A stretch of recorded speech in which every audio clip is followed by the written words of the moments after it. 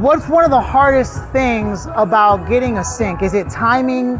Is it having your craft ready to go? What are some elements that contribute to a successful sync, like taking advantage of a sync opportunity? Right place, right time, like anything, man. Of course, relationships, but can't really call it because it varies every situation. Every situation is different. I would say definitely be prepared, practice your craft, learn your market, study, be prepared all the way around. I mean, you went to music school. I did. Right? How valuable was that for you in your career as a musician? That elevated me in the education base, so I could communicate in the studio, so I could know what I'm talking about when I'm talking to producers and engineers. It really helped me with the connections too. Overall, I mean, great experience, but school is always what you make it. And I'm glad that I was able to put myself through school, even at a older age, in a sense, not old, but I went to school around 30 years old. I really wanted to go straight out of high school, but I couldn't afford to, Yeah. I see.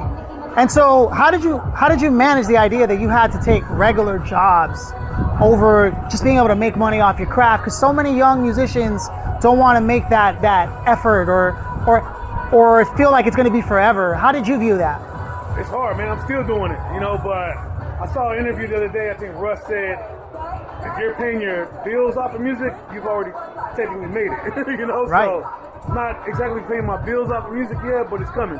When it comes to being like an overall musician, how much importance would you place on being able to perform live over recording a track, and how it relates to whether you're making music for fans or sync? Overall, I mean, they're both equally important, but you want to pick your lane, of course. Right now, I've chosen the sync path because I've hit big with it quite a few times. We have about a little bit over 40 placements in this first quarter of this year, 25. So it's a hot hand. I want to keep going with it, but I do want to get out there and perform because I do have music for people too, for the people, for the fans. I have music that they really need to hear. What's going on, y'all? So I'm here with Randy Marx, the man, myth, the legend. I've known this cat for years. One of my closest and dearest friends. And we're going to be talking about his music today. We're here at the Rafi Lounge, thanks to the beautiful and wonderful Leila out in Malibu, California. Shout out to RLC Talent. With that said, man, I think one of the best places to start is how far back does this music thing go for you? Was it something that you sort of always did as a kid? Or did it come into like later years, like teenager or adult years? Adolescent years, more or less. Music's in my blood. It's in my father's side of the family, specifically my grandmother, her uncles, her father, her brothers, all part of the Philharmonic Orchestra. So it's in my blood, no matter what. Skipped a couple generations, and I'm glad it came to me. But around teenage years or so, I started just taking a liking into poetry, started writing a whole bunch of poems, and I don't know, just silly enough to start rapping them, Yeah. Rapping like 2-page verses. I didn't know what I was doing, but eventually I was like, hey, this is fun, I like this. I don't know, something about it was therapeutic for me. I just never really understood what therapy and therapeutic was until I was an adult. This is something that I really love to go to for my happy place or my just place to clear my thoughts and get stuff off my chest. So I'm very grateful for music, and I'm glad I never split up with it because, shoot, I mean, I know it sounds like a cliche, but music has saved my life, straight up. Now, because you had this in your blood, was it like unconditional support that you wanted to be a musician and an artist? And if so, what was that like? And if not, what was that like? How did you manage that? Oh man, are you kidding me? They looked at me like I was crazy, man. You want to be a rapper? Like it's I grew up in a somewhat traditional Hispanic household, so the ideology is go to school, go to a good school, get a job, have a career, raise a family, American dream type stuff, And I'm not saying there's anything wrong with that, but we're in a new era now, man, of entrepreneurs, of independent musicians being able to thrive. I mean, I've always said it, this is one of the hardest things that I've ever tried to tackle in life. I will contest to it, I will confess to it, that if I tried any other profession, I would already be at the top of my class, the top of my food chain or whatever, I put in so much man hours into this, and I'm at the point now where I have all my eggs in the basket, which is a little bit of a foolish thing, but at the same time, I'm like, it has to work. And thankfully it is. You know, I'm seeing progress a little bit later than I thought I would, but at the same time, progress is progress, baby. I mean, some people never get the opportunities that I've even had, you know, and I'm just grateful for that, you know, and I'm like, keep it coming, God. Like, I'm going to keep working hard. I'm going to keep doing what I got to do. I'm going to keep putting in the time. And I'll tell you, you know, confidently that I put in a lot more time than any other people I know in this music. You know, I'm just a nerd at it. Definitely a student of the game. I do my studies. I do my Googles. I do my due diligence, you know, and I practice. It's not always easy to take on a creative professional path in life. And I imagine, like anything else, some mornings it's harder than others to get up and keep going. What do you do, and what have you found has helped you for those who might be listening, who may be watching this and they're down right now? So, it starts with you. You got to believe in yourself. If you lose that confidence, nobody's going to push you. At the end of the day, nobody really cares what you do. It's unfortunate. That's life. So what? So be it. It's tough. But if you believe in yourself enough and you put the time in and invest into yourself and your craft, I promise you it will pay off. And be open to opportunities and be open to learning. Be open to criticism, because there's a lot of it in the industry, and there's a lot of harsh criticism too. You gotta have thick skin. You can't just cower it out when somebody says you suck or you're bad. Just come back to the drawing board and learn how to be better. Try another alternative, you know, keep trying, keep chiseling away at it. Other than that, I mean, if you don't have the confidence in yourself, I mean, it's already game over. When it comes to building a community around you, a camp around you, how open are you to bringing new people into the circle, or how do you navigate that thing? Because you can't just invite people and give them full trust, right? But sometimes people take it personal when they've been a part of it, but they aren't invited to everything. Like, how do you navigate that? It's very fragile, you know, very carefully, because again, music is not for everybody. I understand it myself, because some people are impatient.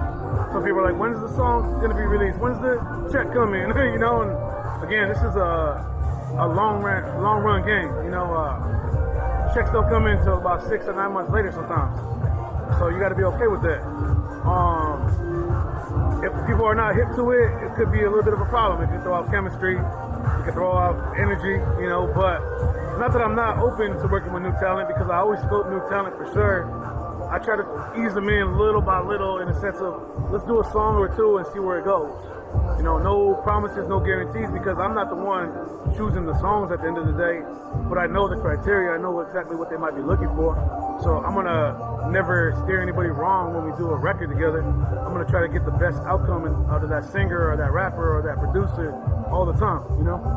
How do you manage people who might come in with their star qualities and kind of make it all about them? Like, some people aren't even aware that they're doing that. Maybe you can paint the picture, because it's a team effort from what you're telling me when it comes to sync. Yeah. It's patience, it's team effort, and it's craft. And sometimes people bring their ego into it, and the songwriting process can get complicated, where all of a sudden it's all about them, or they treat it like it's going to be their song. Right. How do you navigate that?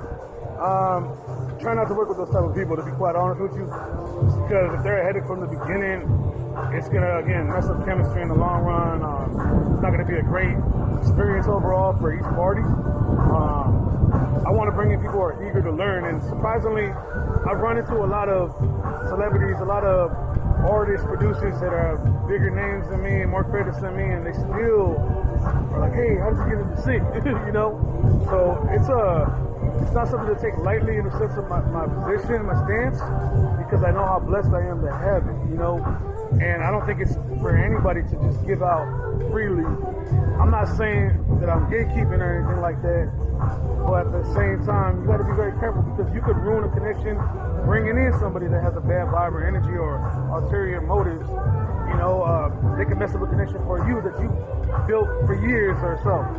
And all because of one foolish act or so, it's gone.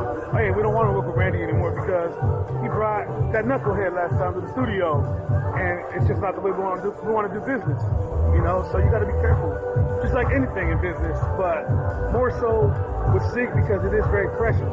With all the accomplishments you have under your belt, what are you trying to do now? Are there any moves you have in particular that you're aiming for, or artists that you're looking to work with, even ones that aren't necessarily well known to other people, but are going to be hot? I got a checklist of artists that I've always wanted to work with, so slowly but surely I'm going down that list as my name gets bigger. I'm like trying to see if we can make it happen. Of course, I have my list of larger celebrities and such, but at the same time, my goal is to do music for movies and more video games and TV commercials, just to maximize everything that I'm doing, because I know that I'm definitely capable of doing it. There's no reason why I shouldn't be on 5 or 6 more video game titles. Street Fighter the movie's coming out. I would love to get music on that, because we've already had success with the video game. I was featured on the Street Fighter 6 a total of 5 times, including the theme song, including the Capcom Cup theme song, and of course the in-game character select screen. So I'm very fortunate for that.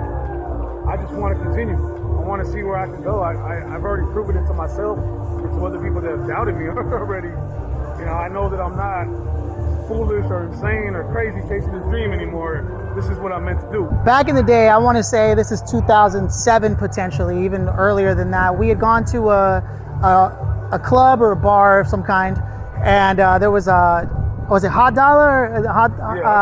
And we were both sort of making music together, but I happened to be wearing a blazer, and I was like, I'm gonna pretend to be your manager, and this was on the fly. I'm gonna pretend to be your manager, and we're gonna give them your demo, and this whole relationship took shape. You guys exchanged info. It's funny because were you just to approach as an artist, they might have treated it differently because we had to get past security. That's true. But there was this whole thing. Now that was just us joking. Moving forward, you've now had multiple representation under your belt, people working with you in different capacities, whether it's sync or as an artist, representing you and managing you. What have you learned about that, and what would you teach others who are maybe not there yet to keep in mind? Well, actually, for the longest, I managed myself. I've only recently started seeking out real management because I strongly feel that every artist is not ready for a manager. There's a certain point where you're ready, and you should know you're ready, but not everybody does. I feel I'm at the point now where I've had a lot of credits under my belt. I feel like sometimes I'm running into some brick walls that I feel like I might need help getting to the next level with. So I've already seeked out certain representation, and I'm shopping around for it. But it's very crucial to know your business no matter what, because you can be getting screwed over the whole time, even with the manager. So I advise people to do their due diligence, to use tools like AI or friends or school or education, whatever the case is. Do your homework, learn your contract, learn your terminology. You never really know when you're ready for a manager, but it's pretty evident in my case because I've done a lot of what I can do already, and I know confidently that I do need some help to get to the next level. I'm not afraid to ask for help. Just as my personal life, I'm not afraid to, for example, seek out therapy, for my personal problems and such. It's okay to ask for help. It's okay to be vulnerable, because that's when you learn, and sometimes you have to fail to learn too, unfortunately. I don't advise that, but sometimes it's a part of your journey. That's really deep, man, what you're sharing. And it's really interesting that you have the self-awareness to know when you've taken it as far as you can take it, whether it's in your personal life or when you're looking for a therapist, right, which is awesome, by the way, or in your career as an entertainer, artist, a creative, professional, where you've done all you can. And you've achieved a lot, solo dolo, man. So to be able to have all that under your belt and be like, okay, now I need help. Where some people are trying to look for a manager from the jump. Yeah. And you're trying to say, it may not always make sense. It might make sense for you, but more than likely, it's probably to your benefit to make those mistakes and get it out of the way. If you can avoid it and learn from somebody else like yourself, obviously, perfect. But it's like, when you're at that stage, you're not listening to people. You're not even trying to do contracts. What do you think would have made you appreciate the importance of those things more back then, knowing what you know now? I wish I would have went to school a lot sooner and learned this business a lot sooner and taking it more seriously, because it's not all about the craft. Unfortunately, it's like 90% business, 10% talent. And going back to what you were talking about, from a manager's point of view, you got to give them something to manage other than expectations. So I mean, you have to come with value. Otherwise, they're just going to turn you away. You'll be like, why are you wasting my time? What other kinds of events do you attend, and do you find that they actually contribute to your overall network, or is it all just for show and tell and looks and doesn't really amount to what actually directly contributes to your career? How important is networking is what I'm getting at, like this? Just like the business terminology, ABC, always be closing, always be networking, so I'm out here, it's on business all the time. I mean, yes, it's fun, don't get me wrong. I love it, but I like to be out here and have a good time, socialize, and just meet people in different aspects of the entertainment industry, because you just never know the crossover potential. You could get hired to do a song for a fashion show like this, or a clothing brand, or whatever. I mean, it's just great stepping out of my particular element and being in a different one, just to appreciate that diversity, and the culture and the style and the music and everything above. I like to be well versed and mannered and knowledgeable in all crafts. I want to turn it over to songwriting. Yeah. What's this process like for you? I mean, I know it's changed over the years. Yeah. There was a time when I knew you were more like, I don't want to write anything down. I'm gonna record it this way, or you had certain, and now I feel like your craft has leveled up insane levels. So what do you know now that you wish you knew early on about songwriting? Before I used to take forever to write a song. I used to take my time on it. And that's great. That was a learning process, but a big learning curve. One of my boys, Womack, challenged me to start freestyling on the mic in the studio, and it was just the hardest thing for me to do because I had a mental block on it. I was afraid. Then I started doing it as of last year, little by little. 8 hours to make a song, 6 hours to make a song, 5 hours, 4, and then so on and so forth. I appreciate my process now a lot more than I did before, because I feel like it's a lot more free, hence the word freestyle, the term freestyle.